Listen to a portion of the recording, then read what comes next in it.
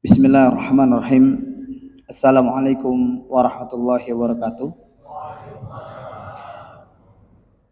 Alhamdulillahil karim ar-rahman 'allamal Qur'an khalaqal insana 'allamahul bayan. Asyhadu an la ilaha illallah wahdahu la syarikalah wa asyhadu anna Muhammadan 'abduhu wa rasuluhu la nabiyya ba'dah wa la rasula ba'dah amma ba'd. Subhanaka la ilma lana illa ma 'allamtana innaka antal alimul hakim. Rabbi zidni ilma. Fa inna asdaqal hadits kitabullah wa khairal hadi hadi Muhammadin sallallahu alaihi wasallam wa syarrul umuri muhdatsatuha wa kullu muhdatsatin bid'ah wa kullu bid'atin dhalalah wa kullu dhalalatin finnar. Ayyuhal ikhwan wal akhwati fillah, jamaah Masjid Al-Mujahidin yang dimulakan Allah Subhanahu wa taala. Alhamdulillah, Allah masih banyak memberikan nikmat besar kepada kita semua. Coba kita lihat sampai detik ini, mata kita masih diberikan cahaya oleh Allah sehingga sampai detik ini masih bisa melihat dengan terang dan jelas. Hidung masih bisa menghirup udara yang segar, mencium bau wangi, mulut masih bisa mengucap. Bahkan sampai detik ini lidah kita masih bisa mengecap. Tangan kita masih bisa memegang, menjamah, kaki pun masih bisa melangkah. Ini adalah nikmat-nikmat besar yang Allah berikan kepada kita semua. Namun yang menjadi pertanyaan sederhana buat kita adalah, sudahkah kita bersyukur kepada Allah Subhanahu wa taala? Karena Allah ingatkan kita dengan kalimat qalilan ma tashkurun, sedikit sekali hamba-hamba Allah yang bersyukur kepada Allah. Oleh karenanya, mari kepada semua jamaah yang dimuliakan Allah Subhanahu wa taala, kita sama-sama mengucapkan kalimat yang pantas terucap dengan lisan kita, yakni ucapan alhamdulillah. Salawat dan taslim juga kita sampaikan kepada Muhammad Rasulullah SAW, insan yang mulia yang dimuliakan oleh yang maha mulia. Kita mengaku sebagai umatnya Nabi Muhammad SAW, alangkah pantasnya kita ikutin terus sunnahnya sampai dengan yaumul akhir kelak. Karena bagaimanapun ketika kita mengakui cinta kepada Allah, maka mustahil kita akan dibalas cintanya oleh Allah kalau kita tidak mentaati Rasulullah SAW. InsyaAllah kita menjadi umatnya yang terus istiqomah berada di jalan sunnahnya. Amin Allahumma amin. Jamaah Masjid Al-Mujahidin yang dimuliakan Allah SWT, kepada para pengurus masjid, kepada para ustadz yang dimuliakan Allah, al-khusus Ustadz Wildan Abdad, Masya Allah. Saya kenal beliau dari Jakarta, ketemu di Jakarta, tapi alhamdulillah ketemu kembali di tempat yang mulia ini. Baik, di kesempatan ini kita mau sama-sama tadabburi surah Al-Falaq An-Nas. Menarik sekali karena pembahasan surah Al-Falaq An-Nas ini surah yang kita semua sama-sama hafal. Surah yang sering kita baca dan kita dengar. Dari kecil kita sudah hafal surah ini. Namun ada di antara kita yang sampai detik ini hanya membaca, menerjemahkan, tapi nggak tahu makna lebih dalamnya itu seperti apa. Menarik kalau kita bicara tadabbur. Tadabbur ini adalah salah satu cara agar kita mendapatkan mutiara-mutiara Quran. Nih kepada semua jamaah, coba kita ambil contoh. Kalau kita mau sama-sama mendapatkan mutiara dari dalam lautan, kita hanya datang ke laut, kita hanya berdiri di tepi pantai, kita hanya menikmati indahnya pasir putih, bahkan kita hanya menikmati bagaimana ombak yang terus kita lihat desiran-desiran ombak, atau kita menikmati bagaimana angin yang berhembus sampai masuk ke relung jiwa kita. Pertanyaannya adalah, sampai kapan kita bisa mendapatkan mutiara dari dalam lautan? Pasti kita bilang sampai mati kita nggak bisa dapat. Kenapa? Karena kita hanya berdiam diri. Sama halnya kalau kita membaca Quran, kita sering membaca Bismillahirrahmanirrahim. Alhamdulillahi rabbil alamin, Ar-Rahmanirrahim, Maliki yaumiddin. Kita hanya membaca Al-Fatihah di setiap waktu 17 kali. Tapi kalau kita tidak tadabburi bersama Al-Fatihah ini, mustahil kita mendapatkan mutiara itu. Makanya di alhamdulillah kesempatan yang mulia ini, kita sama-sama coba mentadabburi surah Al-Falaq An-Nas. Ini saya akan banyak pertanyaan kepada semua jamaah yang dimuliakan Allah. Sebelum masuk dalam sebuah tadabbur Al-Falaq An-Nas, Ini ada kisah sababun nuzul, ya, asbabun nuzul, sebab-sebab diturunkannya Al-Falaq An-Nas ini karena ada tragedi di mana Rasulullah SAW disihir. Ada di antara bapak-bapak yang pernah tahu siapa yang pernah menyihir Rasulullah? Silakan angkat tangan, Pak. Siapa nama seorang yang pernah menyihir Rasulullah SAW? Ada yang tahu nggak? Angkat tangan. Silakan, Pak. Ini harus tahu nih, penting bagi kita ketahui ini. Jangan sampai kita punya anak, saudara, kemudian diberikan nama seorang Yahudi yang menyihir Rasulullah SAW. Ada yang pernah dengar, Pak? Hah? Siapa? Angkat tangan, silakan jawab. Subhanallah. Penting kita tahu bersama jamaah yang dimuliakan Allah SWT.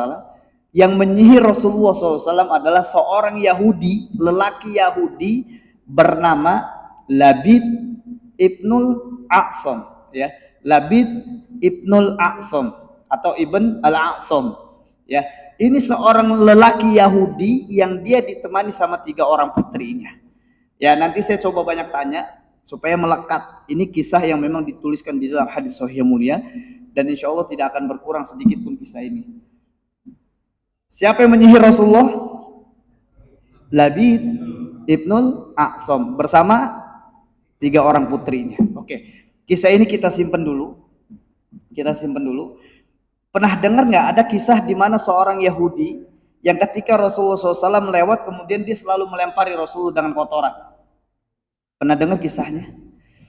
Ketika Rasulullah SAW berjalan, kemudian Yahudi ini melempari Rasulullah dengan kotoran sambil menghina. Terus setiap hari, bayangin. Tapi subhanallah, di suatu hari ketika Rasulullah berjalan, kemudian Rasulullah nggak melihat Yahudi yang biasa melempari Rasulullah dengan kotoran. Kemudian Rasulullah tanya, mana nih Yahudi yang biasa melempari kotoran? Kemudian ada yang menjawab, dia sedang sakit ya Rasulullah. Ketika Rasulullah mendengar Yahudi ini sakit, Rasulullah datang menjenguk. Pak, Rasulullah datang menjenguk, kemudian gak banyak bicara, Pak. Rasulullah cuma hanya mengucapkan, Qul asyhadu an la ilaha illallah wa anna Muhammadan abduhu wa rasuluh tadkhulul jannah. Ucapkan syahadatain, kamu masuk surga. Yahudi ini punya anak lelaki. Anak lelaki ini yang dia juga lihat bertatapan mata dengan ayahnya. Kalau bahasa kita nih Rasulullah SAW, ayahnya seorang Yahudi sedang sakit, kemudian ada anaknya di sampingnya. Ketika Rasulullah perintahkan ucapkan 2 kalimat syahadat, kamu masuk surga. Kemudian anaknya juga melihat bapaknya. Mungkin bahasa kita kalau orang Jakarta bilang, gue pengen ngucap syahadat, tapi bokap gue ngeliatin gue gitu, bahasa kasar gitu. Ternyata bapaknya juga mengucapkan ini kepada anaknya, Qul asyhadu an la ilaha illallah wa anna Muhammadan abduhu wa rasuluh tadkhulul jannah. Ucapkan syahadat, kamu masuk surga. Apa yang terjadi? Ketika Yahudi ini mengucapkan kalimat itu kepada anaknya, Yahudi ini meninggal dunia dan anaknya ikut bersama Rasulullah SAW menjadi pelayan Rasulullah. Sampai sini paham, Pak? Ini kita lagi mau bicara sejarah soalnya. Saya akan tanya berulang supaya melekat di benak kita. Nah, ketika anak lelaki Yahudi ikut bersama Rasulullah SAW membantu Rasulullah, seorang lelaki Yahudi yang akan menyihir Rasulullah siapa? Siapa namanya? Labid Ibnul A'sam bersama 3 orang putrinya merasa ada peluang besar. Kenapa? Karena di rumah Rasulullah ada seorang lelaki Yahudi. Kalau bahasa kitanya, Labid datang ke rumah Rasulullah SAW, kemudian bilang sama anak Yahudi ini gini, ente nih Yahudi, ente Yahudi, aneh Yahudi, tolongin dong. Nih Pak, kalau kita ketemu seorang yang sesama suku, minta tolong, ditolongin gak Pak? Ditolongin. Labid minta tolong sama anak lelaki yang membantu Rasulullah SAW menjadi pelayan Rasulullah SAW, ambilkan sisirnya Rasulullah. Makanya nanti saya kisahkan bagaimana proses sihir itu bisa terjadi. Saya di Jawa Timur sebenarnya udah bolak-balik ya, membantu orang dengan ruqyah. Bahkan saya pernah di 2017 ceramah di Masjid Agung Surabaya, masjid besar itu. Itu waktu itu sambil syuting di Trans 7. Jadi bapak-bapak ya kalau pernah nonton tayangan Trans 7, saya termasuk yang sering tayang di tahun 2013 sampai 2017. Dan subhanallah Jawa Timur ini banyak sekali kasus-kasus sihir yang saya temukan. Ya, benar Pak? Menarik Pak. Karena Rasulullah SAW aja disihir Pak. Seorang yang soleh, seorang yang pertama kali akan masuk surganya Allah kena sihir. Ketika Labid Ibnul A'sam meminta sisir kepada pelayan Yahudi, kemudian diambil sisir, kemudian di sela-sela sisir, biasanya kalau kita nyisir itu ada rambut sisa, bener Pak? Labid mengambil sisirnya Rasulullah SAW itu dengan tujuan ingin mengambil rambutnya Rasulullah. Diambil 3 helai, berapa helai? 3 helai. Dimasukkan ke dalam kain putih, dicampur dengan kurma yang baru atau baru meletak matangnya, dicampur. Bahkan ada para ulama juga yang mengatakan dicampur juga dengan daun pelepah kurma. Terus diikat dengan 11 ikatan. Berapa ikatan Pak? Berapa helai yang diambil dari Labid Ibnul A'sam untuk menyihir Rasulullah? 3 helai. Berapa ikatan? 11 ikatan. Jadi ketika dia mengikat dengan membaca mantra sihir, tapi mantranya ini nggak disebutkan, ya, nggak disebutkan mantra apa yang dibaca sama Labid Ibnul A'sam, nggak disebutkan. Ketika dia baca mengikat, nih proses sihir, makanya kenapa Rasulullah SAW mengajarkan cara ruqyah, membaca Al-Ikhlas, Al-Falaq, Anas, baca tiup, karena proses sihir pun sama. Ketika dia membaca, kemudian ditiupkan, baca mantra tiup, baca mantra tiup, sampai dengan 11 ikatan. Ketika ini sudah diikat, kemudian dimasukkan ke dalam sumur Zarwan. Sumur di mana Rasulullah selalu minum air dari air tersebut. Ini kalau kita bahasakan sihir, ini ada namanya sihir ini ada macam-macam Pak. Ada sihir dakhili, ini yang masuk ke dalam tubuh. Ada yang lewat makanan, ada yang minuman. Ada yang sihir makul masuk lewat makanan, ada sihir masyrub masuk lewat minuman. Ada juga sihir yang masmum lewat hirupan, minyak wangi. Terus ada sihir marsyus yang disemprotkan, ada sihir madfun yang ditanam. Ini kalau kita kaji lebih dalam tentang sihir banyak sekali dan ciri-cirinya. Nanti saya sebutkan ciri-ciri orang yang kena sihir. Nah, ketika Labid Ibnul A'sam bersama 3 orang putrinya tahu Rasulullah biasa minum dari sumur tersebut, dilempar yang ada rambutnya Rasulullah SAW 3 helai dengan 11 ikatan. Setelah itu Rasulullah minum dari air sumur tersebut. Ini masuk dalam sihir masyrub, sihir yang masuk lewat minuman. Ya, saya beberapa kali bolak-balik ke Kalimantan, undangan kasus-kasus sihir ramai banget di sana. Bahkan saya diingatkan kalau dapat minum dari sana jangan diminum.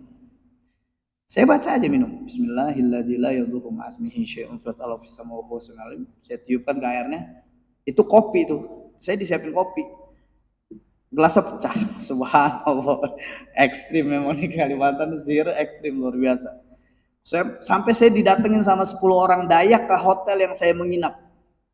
Kata orang Dayak, Anda orang Jakarta, pilih mati di sini atau mati di Jakarta. Saya diancam begitu. Saya bilang, Bung, saya orang Jakarta, saya asli Betawi. Betawi kalau diancam malah suka.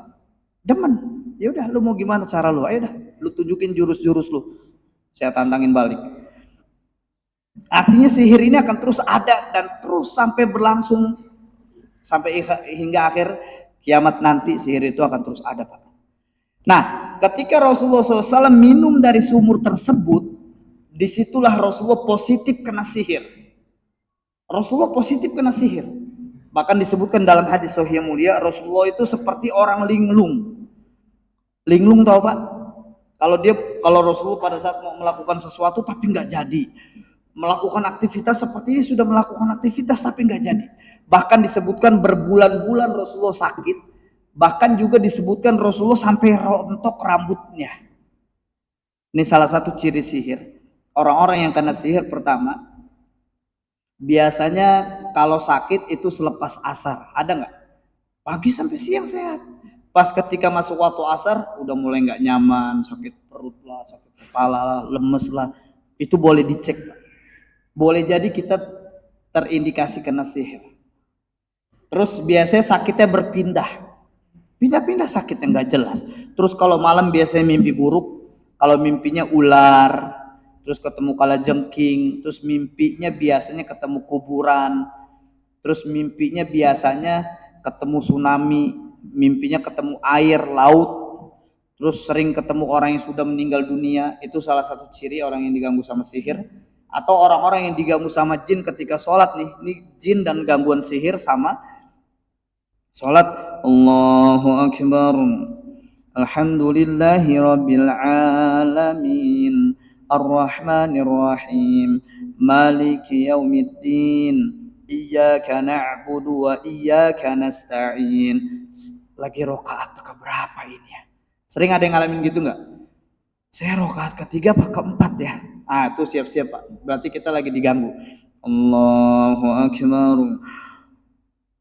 Ngantuk, tapi selesai sholat nggak ngantuk. Ada yang ngalami itu? Boleh jadi kita lagi kena gangguan jin atau sihir dalam tubuh kita. Allahu Akbar. Tadi kunci mobil ada di mana ya? Kunci motor selalu ingetnya pas sholat. Ada yang ngalami itu nggak Pak? Hati-hati Pak. Itu ketika ibadah. Belum lagi ketika tidur. Biasanya orang-orang yang diganggu jin atau sihir, dia tidurnya nyamannya tengkurap. Ada yang suka nyaman tengkurap nggak tidurnya? Kalau bahasa Mojokertonya apa? Tengkurap, telungkup ya? Hah? Tengkurap sama? Kurap. Mengkurap, menggunakan bahasa Indonesia yang baik dan yang mendingan. Mengkurap, ternyata tidur mengkurap ini tidur yang dibenci Allah Subhanahu wa taala. Tidur yang dibenci Allah, tidur para penghuni neraka jahanam, tidur di mana syaitan menunggangi punggung kita dan dia asik bermain di punggung kita. Kalau kita ngalamin itu dan suka melakukan itu berarti kita diganggu Pak, hati-hati. Ya. Terus mimpi kalau lagi tidur jatuh dari ketinggian, ada nggak? Terus kayak kita kaget. Terus ketemu di dalam mimpi kita kayak dierep-erep. Erep-erep tuh bahasa di sini ketindihan. Tahu ketindihan? Itu juga salah satu ciri gangguan jin dalam tubuh manusia. Ya, menariknya adalah ketika Rasulullah mengalami sihir, subhanallah. Di sini di saat itu tidak ada satupun surah yang diturunkan Allah Subhanahu wa taala, tapi Allah turunkan 2 malaikat dari langit, ya. Malaikat ini berupa manusia saat itu untuk meruqyah Rasulullah SAW.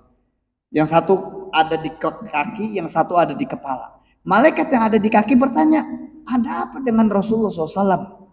Kemudian yang di kepala bilang, Rasulullah sedang kena sihir dari seorang lelaki bernama Labid Ibnul A'sam. Ketika itu diruqyahlah Rasulullah SAW, dan di sini setelah Rasulullah proses ruqyah turunlah surah Al-Falaq, An-Nas. Makanya surah Al-Falaq, An-Nas diturunkan dalam waktu yang bersamaan. Surah Al-Falaq, An-Nas disebut sebagai surah Al-Mu'awwidzatain, 2 surah perlindungan. Pak, saya mau minta sama-sama Bapak semua yang hadir sini, kalau nggak keberatan kita hitung jumlah ayatnya. Kalau nggak keberatan Pak, ya kita sama-sama hitung surah Al-Falaq berapa ayat, surah An-Nas berapa ayat. Kita mulai dari surah Al-Falaq. A'udzu billahi minasyaitonir rajim. Bismillahirrahmanirrahim. Qul a'udzu birabbil falaq min syarri ma khalaq wa min syarri ghasiqin idza waqab wa min syarrin naffatsati fil 'uqad wa min syarri hasidin idza hasad. Ada berapa ayat surah Al-Falaq? Ada 5 ayat. Kita sama-sama hitung lagi surah An-Nas. A'udzu billahi minasyaitonir rajim. Bismillahirrahmanirrahim. Qul a'udzu birabbin nas, malikin nas, ilahin nas min syarril waswasil khannas alladzi yuwaswisu fi sudurin nas minal jinnati wan nas. Ada berapa ayat surah An-Nas? Ada berapa ayat surah Al-Falaq? 5 tambah 6. Berapa ikatan yang diikatkan untuk menyihir Rasulullah SAW? Beralasan bagi Allah, Allah turunkan Al-Falaq An-Nas sebagai penawar sihir untuk Rasulullah SAW. 11 ikatan. Baru tahu Pak? Ini alasan Allah turunkan Al-Falaq An-Nas. Karena memang ada proses sihir.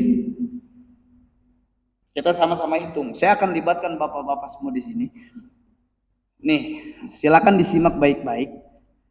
Di surah Al-Falaq ada berapa kejahatan yang disebutkan sama Allah Subhanahu wa taala. Saya baca ulang, saya terjemahkan. A'udzu billahi minasyaitonir rajim. Bismillahirrahmanirrahim. Qul a'udzu birabbil falaq.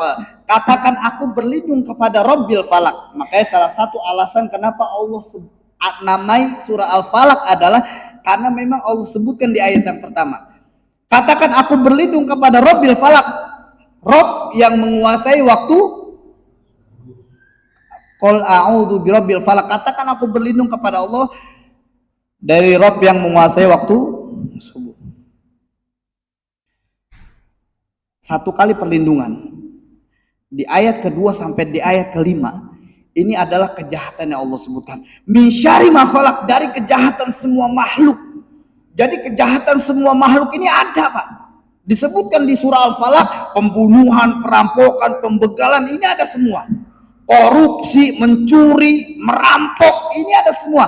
Tapi cukup satu kali kita berlindung kepada Allah. Qul a'udzu birabbil falaq. Katakan aku berlindung kepada Rabbil Falaq, Rabb yang menguasai waktu subuh. Satu kejahatan min syarri ma khalaq. Disebutkan semua kejahatan. Bahkan salah satu contohnya Pak, pernah nggak ngalamin ketika kita makan ikan, terus ketulangan, tulangnya nyangkut di sini. Apa bahasa Mojokertonya Pak? Tulangan sama.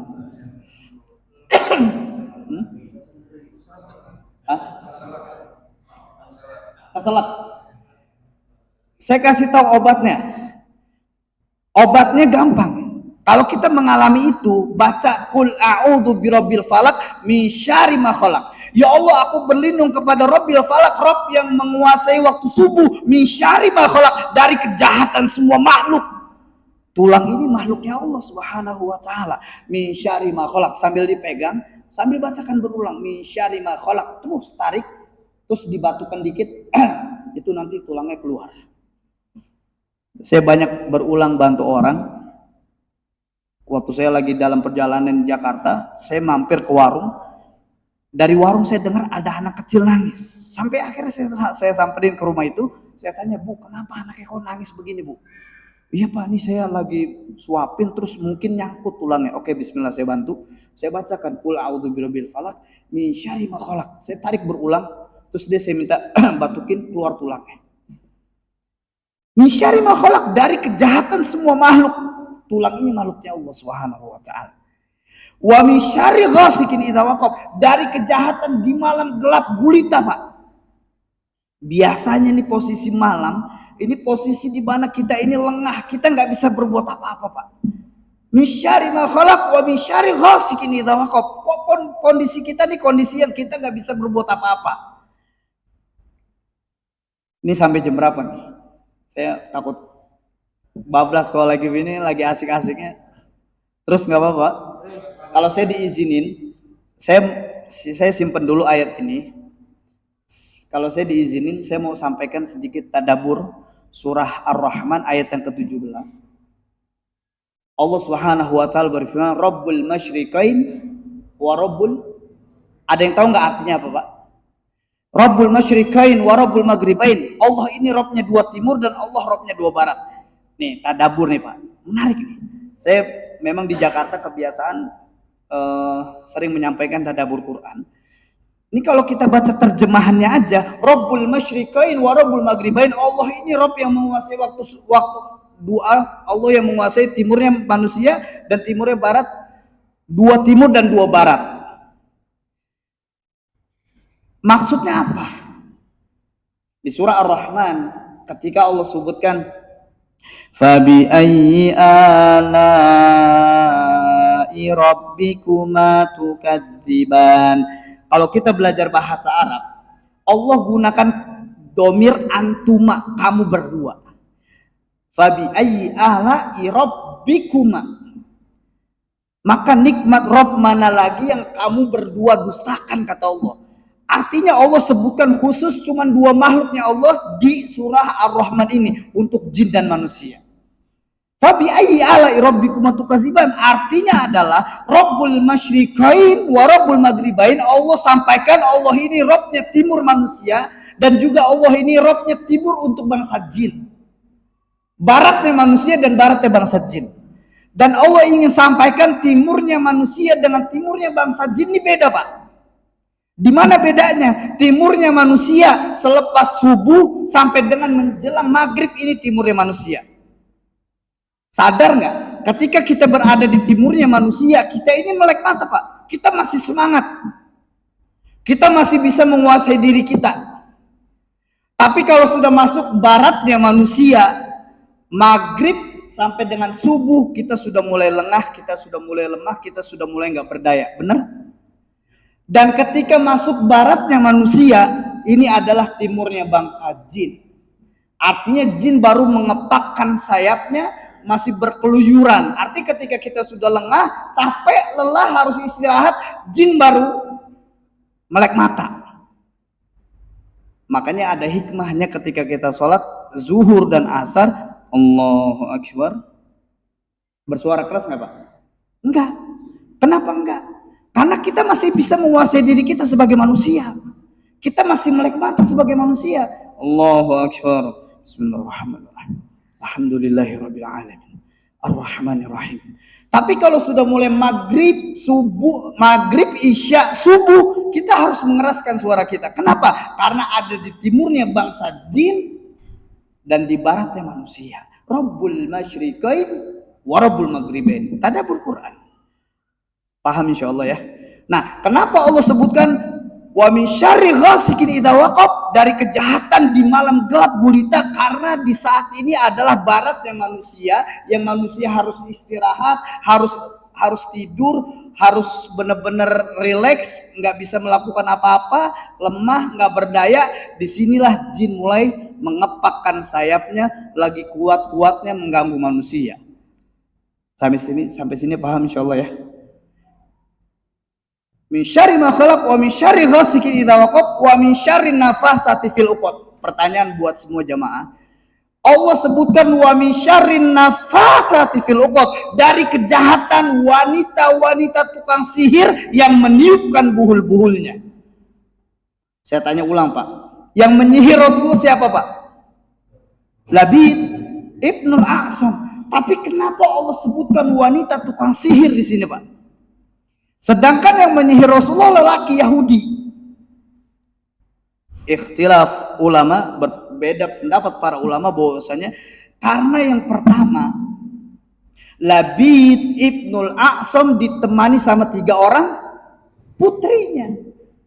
Itu kata para ulama yang pertama.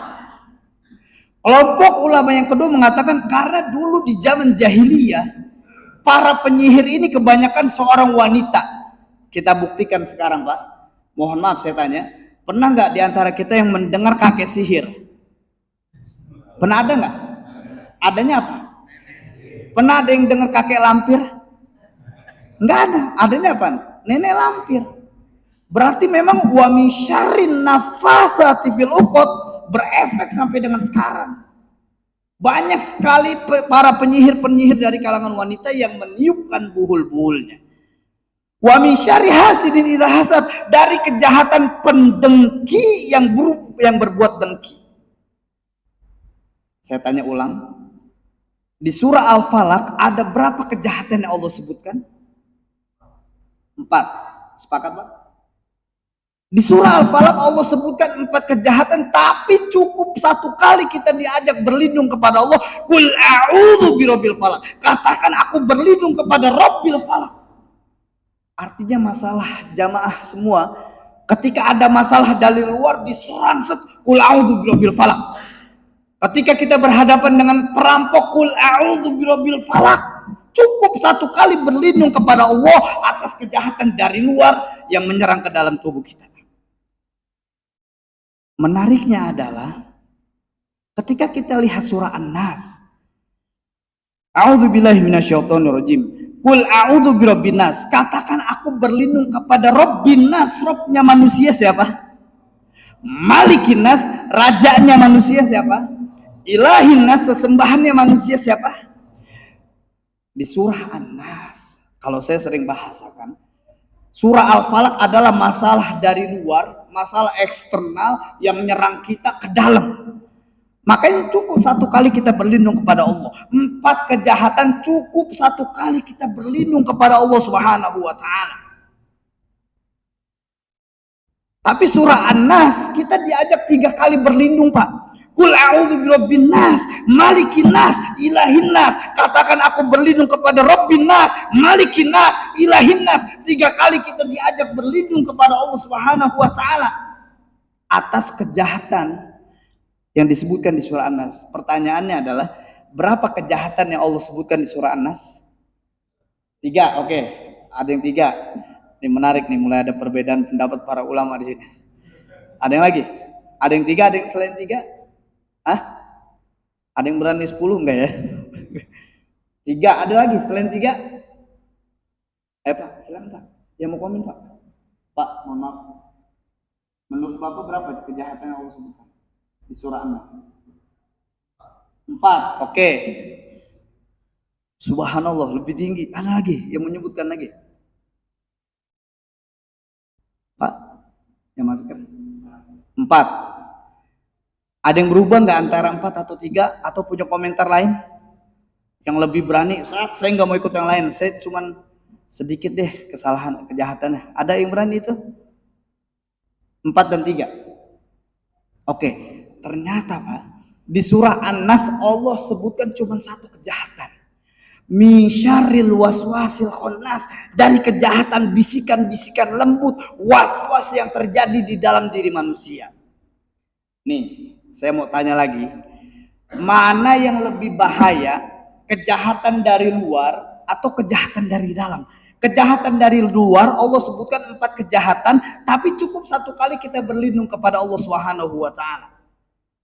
Tapi kalau di surah An-Nas 1 kejahatan kita diajak berlindung kepada Allah 3 kali. Qul a'udzu birabbin nas, malikin nas, ilahin nas. Mana yang lebih bahaya Pak?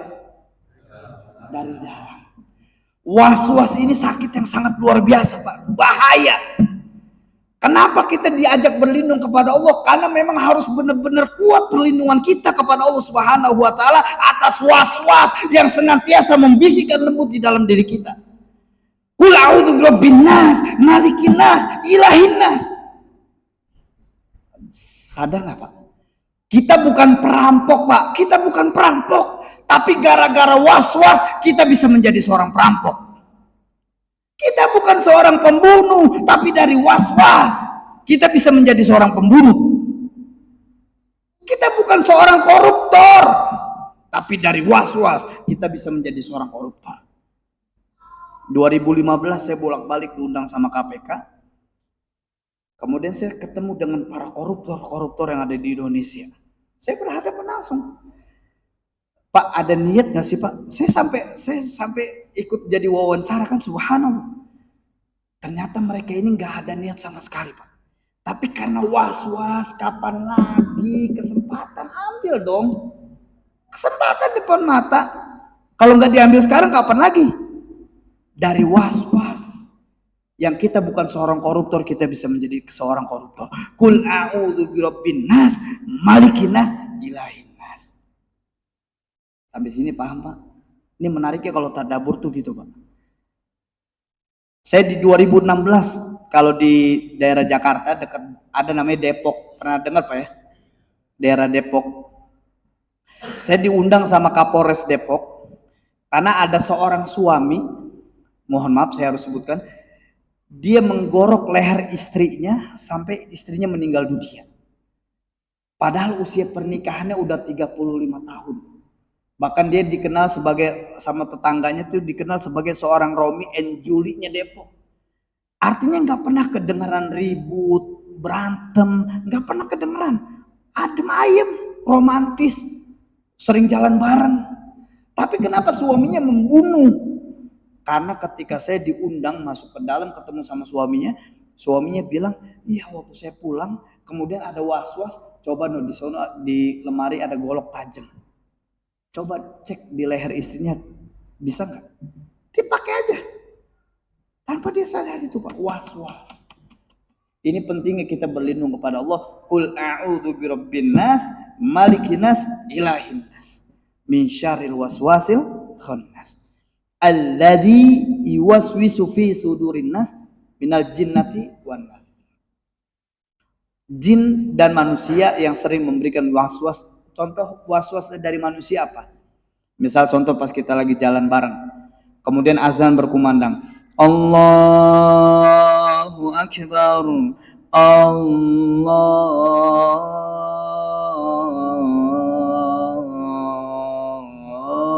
Akbar. Teman-teman kita ngajakin sholat, sholat yuk, azan loh. Udah ngapa, ntar dulu. Elah baru buat azan. Giroh amat sih kalau kata orang Jakarta gitu. Sabar aja dulu. Itu was-was dari kalangan manusia tuh Pak. Maka kita segera berlindung pada Allah. Qul a'udzu birabbin nas, malikin nas, ilahin nas. Ini karena azan Isya, Masya Allah, Alhamdulillah. Singkat sekali kajian kita di kesempatan malam yang mulia ini. Paling tidak gambaran tentang tadabbur al-falaq an-nas seperti itu. Ya, jadi kan kalau kita udah paham, oh ternyata dahsyat nih. Bahkan ditambah surah Al-Ikhlas. Saya 2016, saya diundang ceramah di daerah Papua. Papua tahu Pak ya? Kita lihat seorang yang kalau dari fisik kulit hitam. Pada saat saya diundang ke sana, oh gitu, nggak apa-apa ya.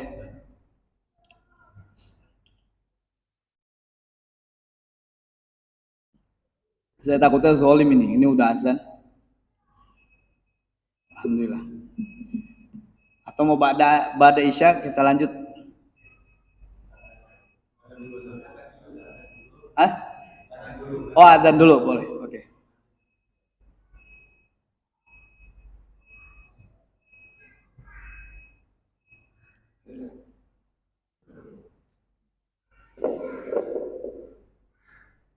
Allahu Akbar, Allahu Akbar.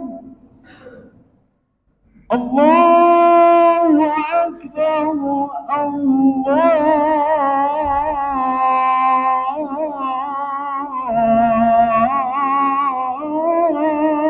Akbar. Asyhadu an la ilaha illallah.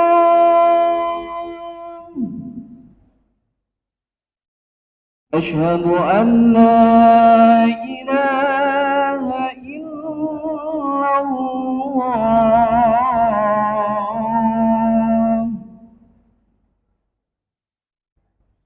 أشهد أن محمدا رسول الله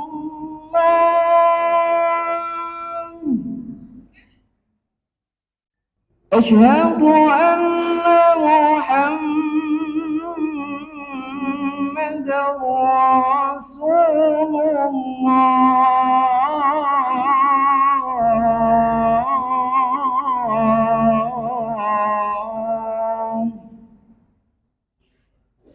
حي على الصلاة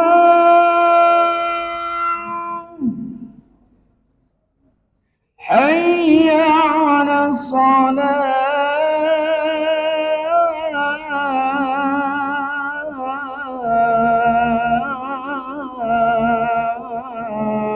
الصلاة حي على الفلاح حي على الفلاح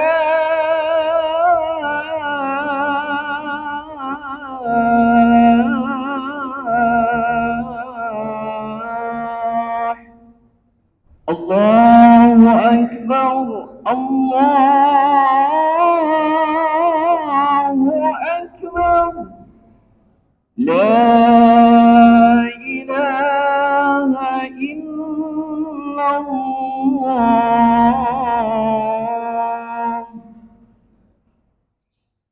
Sholat dulu aja ya. Saya udah sholat di jamaah. Habis sholat baru lanjut. Atau bagaimana? Oh lanjut aja. Ya lanjut aja. Oh masya Allah. Oke, sedikit saya lanjutkan. Maka di surah Al-Falaq An-Nas itu ditambahkan oleh Rasulullah SAW. Jadi kalau kita lihat ada 114 surah, 3 surah ini adalah 3 surah yang sangat luar biasa, yang punya kehebatan luar biasa. Jadi bapak-bapak kalau mau berlindung kepada Allah, baca Al-Ikhlas, Al-Falaq, An-Nas di setiap hari. Bahkan Rasul sebutkan dalam hadis sahih mulia dari Aisyah radhiyallahu anha, sebelum tidur Rasul melakukan ruqyah dengan cara menggabungkan kedua telapak tangan, baca Al-Ikhlas, Al-Falaq, An-Nas. Saya ada cerita 2016 waktu saya diundang ceramah di Papua. Nih subhanallah, waktu itu saya lagi gencar-gencarnya latihan memanah. Panitia jemput 3 orang di bandara. Kemudian panitia bilang gini, Ustadz mau istirahat dulu di hotel karena jam 12 siang saya sampai sana. Kajiannya jam 4 sore, 4 jam. Lumayan Ustadz. Perjalanan dari sini 2 jam, Ustadz bisa istirahat 2 jam, terus kita mulai kajian. Tapi saat itu saya cuma terbesit di benak saya, ya udah deh saya nggak istirahat, saya mau cari panahan Papua di mana. Singkat cerita, panitia nganter saya sampai perjalanan lumayan agak ke dalam-dalam. Saya nggak ngitung berapa jam, tapi agak jauh. Memang sampai di sana hampir jam 3 kurang. Jadi dari jam 12 berarti lumayan jauh kan ke dalam. Singkat cerita, ketika saya udah masuk ke dalam, dan saya udah dapat panahan Papua. Ya, panahan Papua saya udah beli. Terus sama 3 orang panitia, ketika kita berbalik mau pulang, terus tiba-tiba saya diberhentikan sama seorang Papua bertinggi hitam lebam. Saya sambil dipegang dada saya terus didorong. Wah, kalau bahasa kita didorong terus dia sambil marah-marah. Kalau bahasa Jakartanya gini, lu ngapain ke daerah gua? Ini tempat gua, ini wilayah gua. Lu bakal mati di sini. Saya diancam begitu. Kemudian karena dia ngomongnya kuat, terus warga sekitar kumpul pegang tombak. Ada yang pegang tombak, ada yang pegang senjata tajam. Artinya kita tuh udah bakal mati di situ. Panitia 3 orang panik. Sat, gimana Sat? Kita bisa mati nih. Saya bilang gini, walaupun ratusan pedang di tangan mereka, kemudian di pedang itu nggak ada nama kita nggak akan mati di tangan mereka. Udah, ente tenang aja. Ya. Ketika dia sudah ngancam saya, terus dia ngedorong balik, saya udah siap kalau dia nyerang kita lawan dah. Pokoknya mati-matian di situ. Kita nggak salah. Subhanallah, ketika dia udah mulai ngamuk-ngamuk, saya tunjuk perutnya, saya niatkan ruqyah. Saya baca Al-Ikhlas. A'udzubillahi minasyaitonirrajim. Qul huwallahu ahad, Allahus samad, lam yalid wa lam yulad wa lam yakul lahu kufuwan ahad. Orang ini muntah darah. Wow. Isinya darahnya darah kental. Sampai kuat suaranya. Warga yang tadinya kumpul maju akhirnya mundur menjauh. Saya punya prasangka baik, saya bilang gitu. Mungkin mereka bilang, wah gila kepala suku gua aja ditunjuk muntah darah nih, apalagi kita nih. Mungkin palanya hilang, mungkin kakinya hilang, mungkin dia enggak. Prasangka baik saya gitu. Ketika warga sekitar mundur, saya mulai majuin, saya tepuk dadanya, saya tepuk balik, saya dorong. Jadi lu mau apa? Saya gituin, dia tinggi posisinya. Saya dorong balik, jadi lu mau apa? Lu mau ribut sama gua? Ayo. Lu tahu nggak? Orang kayak lu, demi Allah, 100 orang kayak lu, gua nggak akan takut. Gua punya Allah yang maha hebat. Lu kepung gua ribuan orang di hadapan gua, wallahi gua nggak takut. Gua punya Allah yang maha kuat. Subhanallah, apa yang terjadi Pak? Ternyata orang ini nanya sama saya. Lantas gimana saya bisa kenal Allah Anda yang hebat itu? Karena saya mau ceramah, kajian jam 4, saya nggak punya waktu banyak. Saya bilang, panitia tolong tulis alamat nih, lu datang ke tempat gua nanti ngisi kajian, silakan. Kita guling-gulingan di sana jadi dah, saya gituin dah. Pokoknya udah, wah posisi saya udah siap mati di saat itu karena udah dikepung. Singkat cerita saya diizinin pulang. Pas saya lagi mulai kajian, baru muqaddimah, assalamualaikum warahmatullahi wabarakatuh. Dia datang dengan 10 orang, masuk ke dalam masjid, kemudian nepuk paha saya yang kuat. Nepuk. Saat itu tablik akbar, hampir 900-an orang lebih. Kemudian jamaah nggak ada satupun yang bicara. Panitia panik. Wah gila, habis dah nih, diserang dah nih. Anggapannya begitu tuh panitia. Saya bilang gini, karena saya megang mic, saya bilang, ikhwan wal akhwati fillah, dengarkan, di depan kita ada 10 orang kafir. Kalau mereka datang ke sini ingin menumpahkan darah saya di sini, demi Allah ini tempat suci, ini tempat mulia, kita habisin mereka di sini. Haram bagi mereka ada di tempat ini. Wah, mumpung megang mic saya bilang, tahu nggak bagaimana di tahun 2000 ketika kaum muslimin di Ambon dibantai, ditumpah darahnya. Tapi orang-orang kafir ada yang diberikan hidayah sama Allah kemudian bercerita, ketika kami berhadapan dengan kaum muslimin yang ada di Ambon, mereka bertakbir Allah Akbar, ini membuat kami lari, ini membuat kami takut. Akhirnya jamaah makin panas tuh, saya panas-panasin kan mumpung megang mic, saya bilang, saya panas-panasin tuh, ayo perang-perang dah sekalian, saya gituin. Tapi subhanallah, ternyata orang ini bilang gini, Pak, saya datang ke sini pengen kenal Allah Anda yang hebat itu di mana. Singkat cerita, bapak ini ternyata kepala suku dan dia minta dibimbing untuk mengucapkan 2 kalimat syahadat. 10 orang di hadapan kita mengucapkan syahadat. Terus seusai kajian, bapak ini meminta saya untuk datang ke tempat yang tadi, tapi agak ke dalam lagi. Dan di malam itu, saya diajak sama kepala sukunya untuk membimbing hampir 500-an orang mengucapkan 2 kalimat syahadat. Bapak itu bilang, bapak tadi mengajarkan saya mengucapkan asyhadu alla ilaha illallah. Bapak ini punya Allah yang hebat. Wah subhanallah. Ini bukti bahwasanya al-ikhlas adalah surah tauhid kita kepada Allah Subhanahu wa taala. Allah yang maha kuat, Allah yang maha hebat di atas segala-galanya.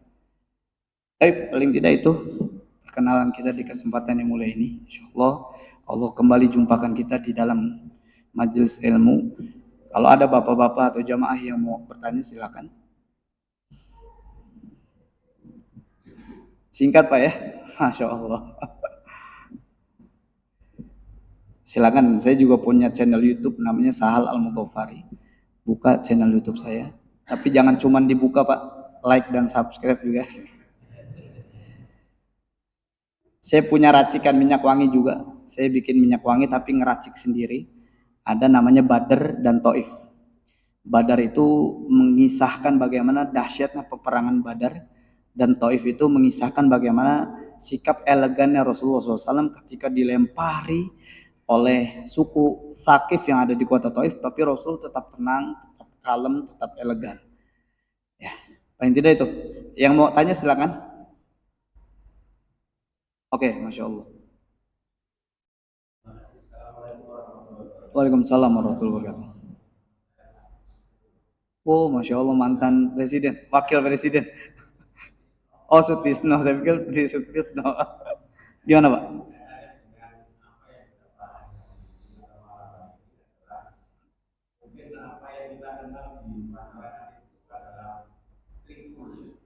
Betul, betul, betul. Sejauh mana bahasa trikul itu tadi seperti apa yang kita ketahui dan kita rasakan di tengah-tengah masyarakat itu adalah dibaca setiap selesai sholat fardu. Nah, dari sisi hukum itu apakah ada relevansinya dengan apa yang disampaikan? Oke. Jadi relevansi trikul ini di dalam kehidupan kita, ketika kita sudah ketika sama-sama kita sudah tadaburi bagaimana al-ikhlas, al-falaq, an-nas, kita sudah fahami maksudnya dan kita fahami artinya, dan kemudian kita punya dan meyakini dahsyatnya 3 surah ini, maka akan ada relevansi yang kita jalankan di dalam kehidupan ini. Bahwasanya kita yakin Allah ini Subhanahu wa taala akan melindungi kita, Allah akan menjaga kita. Kayak gitu. Ketika kita baca habis salat qul huwallahu ahad Allahu samad lam yalid wa lam yulad, tapi kita meyakini itu bukan hanya sekedar baca. Mungkin sebelumnya kita hanya sekedar baca, kita nggak tahu maknanya. Kita nggak tahu bagaimana surah ini dahsyatnya luar biasa. Tapi ketika kita bacakan, ketika kita di dalam perjalanan, a'udzubillahi minasyaitonir rajim, qul huwallahu ahad Allahu samad lam yalid wa lam yulad wa lam yakul lahu kufuwan ahad, terus baca lagi al-falaq, qul a'udzu birabbil falaq. Kita niatkan ya Allah hanya kepadamu kami memohon perlindungan. Di sini punya kekuatan yang luar biasa sebenarnya. Ya, bahkan mohon izin kalau saya boleh berdiri. Bahkan ketika kita doa keluar rumah, ada yang tahu nggak Pak? Saya diri sebentar. Saya kasih contoh. Ketika kita doa keluar rumah, tahu doanya gimana? Bismillahi tawakkaltu 'ala Allah la haula wala quwwata illa billah. Disebutkan dalam hadis sahih yang mulia, doa bismillahi tawakkaltu 'ala Allah la haula wala quwwata illa billah, ini punya doa yang sangat luar biasa. Ini punya makna yang luar biasa. Ini punya keistimewaan yang sangat luar biasa Pak kalau kita baca.